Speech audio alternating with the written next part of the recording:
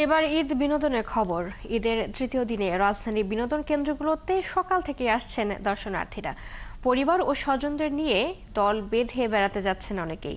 অন্যান্য সময় থেকে তাই চিড়িয়াখানাতে লোক সমাগম বেড়েছে, বিশেষ করে শিশুদের।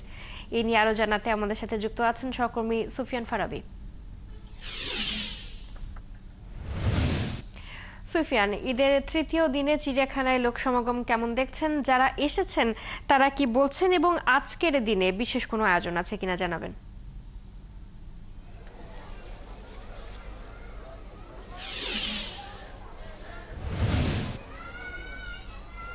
চৈতি, আমরা এখানে সকাল ৮টা থেকে অবস্থান করছি। আমরা দেখেছি যে মানুষের উপচে পড়া ভিড় আমরা লক্ষ্য করেছি। আমরা দেখেছি চিড়িয়াখানা প্রতিনিয়ত সকাল ৯টা থেকে সকালের জন্য মুক্ত করে দেয়া হয়।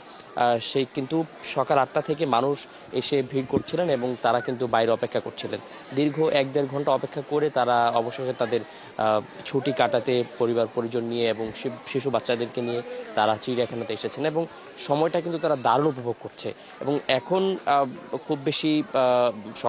খুব বেশি বেলা হয়নি, তাতেও কিন্তু আমরা দেখছি যে দর্শনার্থীদের যে ভিড় উপচে পড়া, এটা দুপুর নাগাদ বা সন্ধ্যার দিকে আরও বিকেলের দিকে আরও বাড়বে।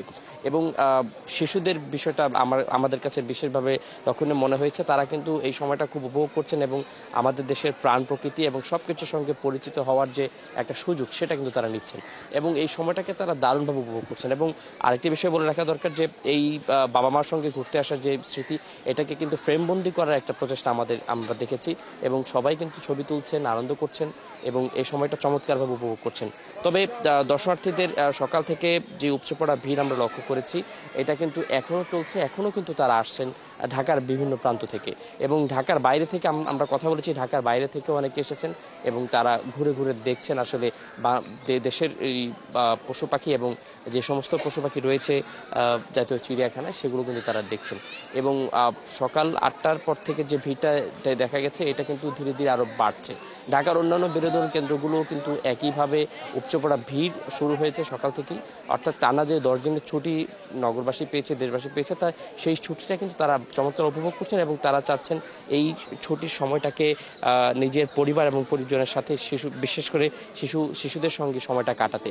এবং তারা কিন্তু এই ছুটিটা পেয়ে, তাদের সঙ্গে আমরা কথা বলেছি, তারা খুবই আনন্দিত এবং শিশুদের যেই উচ্ছ্বাস এবং আনন্দ, আমরা উল্লাস দেখেছি, এটা কিন্তু এবারে ঈদ যে একটা বাড়তি আনন্দ বা বাড়তি মাত্রার আনন্দের মধ্যে বাড়তি মাত্রা যুক্ত করেছে, এটা কিন্তু বলাই যায়। এই ছিল চৈতি আমার কাছে জাতীয় চিড়িয়াখানা থেকে সর্বশেষ তথ্য। সুফিয়ান, আপনাকে ধন্যবাদ। ঈদ বিনোদনের খবর জানাচ্ছিলেন সহকর্মী সুফিয়ান ফারাবি।